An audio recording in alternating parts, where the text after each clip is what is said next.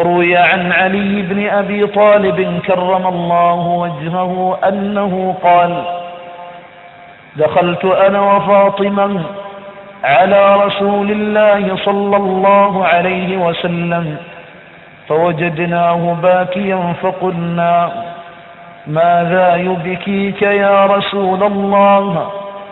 فقال: رأيت النساء ليلة أسري بي إلى السماء في شدة عذاب، فذكرت شأنهن وبكيت.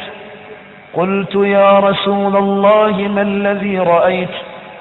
قال: رأيت امرأة معلقة بشعرها ويغلي دماغ رأسها، ورأيت امرأة معلقة بلسانها وقد أخرجت يدها من ظهرها والقطران يصب من حلقها، ورأيت امرأة معلقة بثديها من وراء ظهرها والزقوم يصب في حلقها، ورأيت امرأة معلقة قد شدت رجلاها مع يديها إلى ناصيتها وقد سلطت عليها حيات وعقارب، ورأيت امرأة تأكل جسدها والنار توقد من تحتها،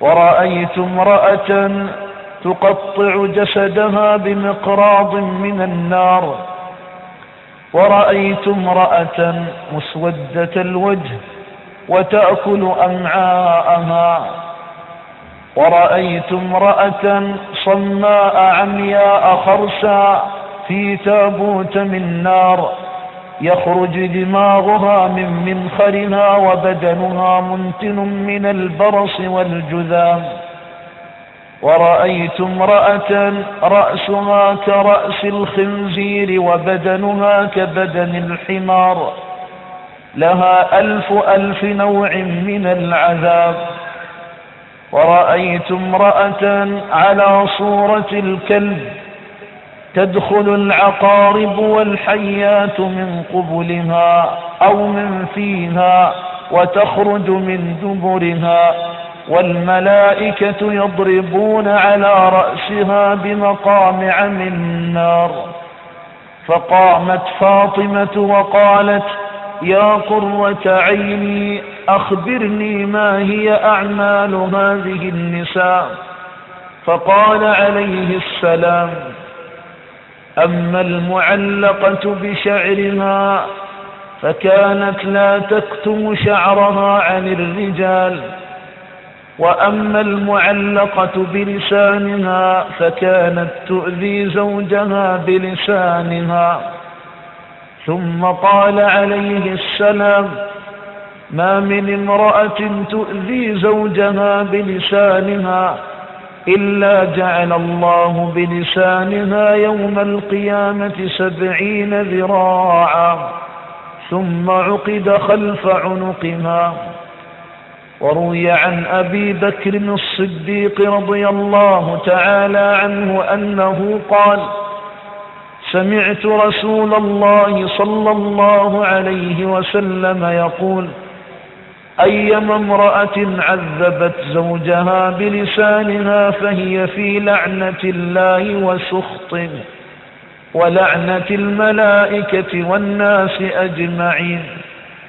وروي عن عثمان أنه قال: سمعت رسول الله صلى الله عليه وسلم يقول: أيما امرأة قالت لزوجها ما رأيت منك خيرا قط إلا أحبط الله عملها 70 سنة ولو كانت تصوم النهار وتقوم الليل. وأما المعلقة بثديها فكانت ترضع أطفال الخلق من غير أمر زوجها. وأما المعلقة برجليها فكانت امرأة تخرج من بيتها بغير إذن زوجها ولا تغتسل من الحيض والنفاس وأما التي تأكل جسدها فكانت تتزين للرجال وتغتاب الناس. وأما التي تقطع جسدها بمقراض من النار فكانت تشهر نفسها للناس، يعني يرون زينتها، وتحب كل من يراها بهذه الزينة من الرجال. وأما التي شدت رجلاها مع يديها إلى ناصيتها وسلطت عليها الحيات والعقارب فكانت تقدر على الصلاة والصيام ولم تتوضأ ولم تصل ولم تغتسل من الجنابة. وأما التي رأسها كرأس الخنزير وبدنها كبدن الحمار فكانت نمامة كذابة. وأما التي على صورة الكلب فكانت فتانة تبغض زوجها. وروي عن أبي ذر أنه قال: سمعت رسول الله صلى الله عليه وسلم يقول: أيما امرأة قالت لزوجها لعنك الله وهي ظالمة لعنها الله تعالى من فوق 7 سماوات، وكل شيء خلقه الله تعالى إلا الثقلين أي الإنس والجن. وروي عن عبد الرحمن بن عوف أنه قال: سمعت رسول الله صلى الله عليه وسلم يقول: أيما امرأة أدخلت على زوجها الغم في أمر النفقة وكلفته ما لا يطيقه لا يقبل الله منها صرفا ولا عدلا.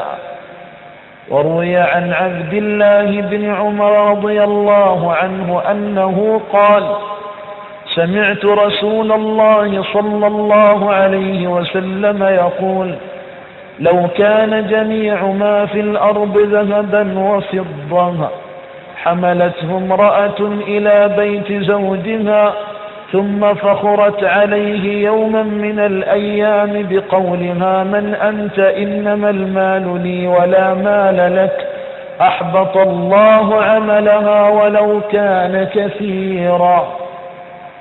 وروي عن ابن عباس رضي الله عنهما أنه قال: سمعت رسول الله صلى الله عليه وسلم يقول: أيما امرأة خرجت من بيت زوجها بغير إذنه لعنها كل شيء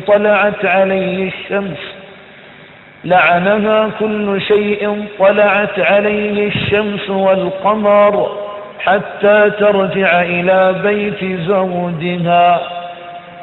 وروي عن ابن عباس رضي الله عنهما أنه قال عليه الصلاة والسلام: المرأة إذا خرجت من باب دارها مزينة ومعطرة بالطيب والزوج بذلك راض بني لزوجها لكل قدم بيت في النار، نعوذ بالله الملك الجبار.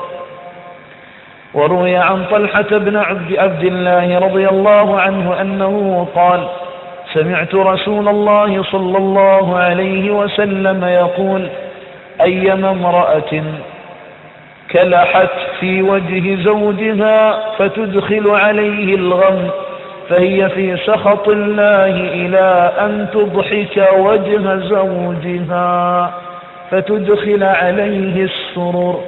وروي عن أبي هريرة رضي الله عنه أنه قال عليه الصلاة والسلام: إذا دعا الرجل امرأته إلى فراشه فبات زوجها غضبان عليها لعنتها الملائكة حتى تصبح. وروي عن سلمان الفارسي أنه قال: دخلت فاطمة رضي الله تعالى عنها على رسول الله صلى الله عليه وسلم فلما نظرت إليه دمعت عيناها وتغير لونها، فقال عليه الصلاة والسلام: ما لك يا ابنتي؟ قالت: يا رسول الله، كان بيني وبين علي في البارحة مزاح، ونشأ من الكلام أن غضب علي بكلمة خرجت من في أي من فمي، فلما رأيت أن عليا قد غضب ندمت وغممت، فقلت له: يا حبيبي ارض عني، وطفت حوله 7 مرات حتى رضي عني، وضحك في وجهي مع الرضا وأنا خائفة من ربي. فقال لها النبي صلى الله عليه وسلم: يا ابنتي، والذي بعثني بالحق نبيا، أنك لو مت قبل أن ترضي عليا لم أصلي عليك. ثم قال: يا ابنتي، أما علمت أن رضا الزوج هو رضا الله، وغضب الزوج هو غضب الله؟ يا ابنتي، أيما امرأة عبدت عبادة كعبادة مريم ابنة عمران ثم لم يرضى عنها زوجها لم يقبل الله تعالى منها. يا ابنتي، أفضل أعمال النساء طاعة الزوج، وبعده ليس لها عمل أفضل من الغزل. يا ابنتي، جلوس ساعة عند الغزل خير لهن من عبادة سنة، ويكتب لهن بكل طاقة أي بكل نوع من الثياب من غزلهن ثواب شهيد. يا ابنتي، إن المرأة إذا غزلت حتى تكسو زوجها وصبيانها وجبت لها الجنة، وأعطاها الله بكل من تسربل من أثوابها مدينة في الجنة. حال يرعب وحال يفزع.